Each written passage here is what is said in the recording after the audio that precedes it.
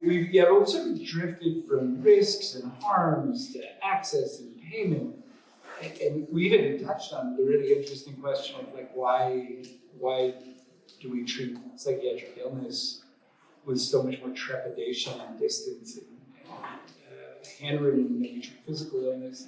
So we covered a lot of stuff, but I think all of these have something in common, and that we're kind of ignoring the meta structure of the argument, which is all of these things we're talking about sort of coexist in this place where privilege living longer over being happy, right?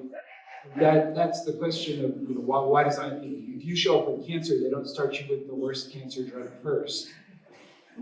I don't think I don't do that. But if you show up and say I'm so sad I can barely go to work, they give you the drug that just barely will get you to work. It doesn't make you happy, and now you can't really have sex anymore.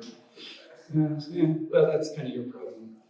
And it's, I think, deeply rooted in what I was talking about before, which is the same reason we call mental illness mental health now, right? We still call cancer cancer, but we've had to rename mental illness to mental health. Literally, it's opposite, because we're so discomforted by psychic discomfort. We're so discomforted by the idea that we're walking around with the same anxieties and failings and difficulties in our lives as the people we're supposed to be helping. We haven't really helped them.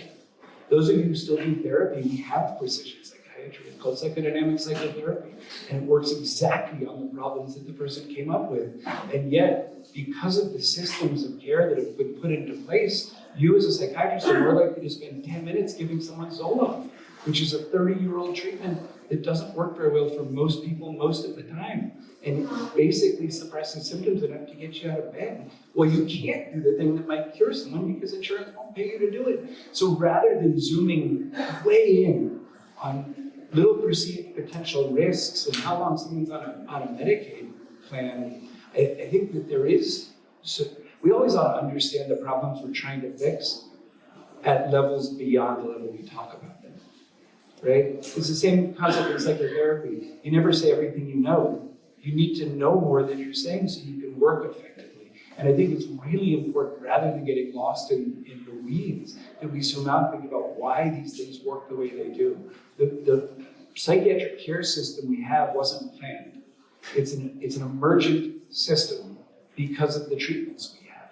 And what we're saying here is, well, we might have much better treatments coming down the line, whether it's physical manipulation of the brain or chemical manipulation of the brain. And what we ought to be thinking about is, how do we put the right, and this is what I think Owen does better than almost anybody, is how do we put the right pressures on the system so that the properties that emerge are maximally beneficial to the most people with the new treatments that are coming down the line.